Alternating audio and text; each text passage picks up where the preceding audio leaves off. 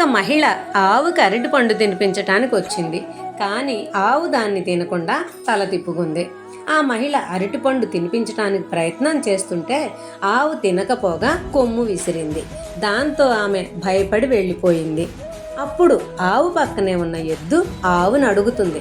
ఆమె ప్రేమతో పండు తినిపించటానికి వస్తే తినకుండా ఎందుకు ఇలా చేశావు అంది. ఇది ఇని ఆవు అంది, ఇది ప్రేమ కాదు, ఇవాళ ఏకాదశి, నాకు పండు పెట్టి పుణ్యం తెచ్చుకోవాలని.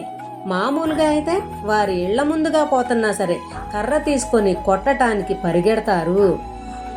ఎవరైతే కేవలం వారి సుఖాన్నే కోరుకుంటారో అక్కడ దుర్యోధనుడు, ఎవరైతే వారికి సంబంధించిన వారి సుఖాన్ని కోరుకుంటారో అక్కడ యుధిష్ఠిరుడు, మరి ఎవరైతే అందరి మంచి కోరుకుంటారో అక్కడ శ్రీకృష్ణుడు.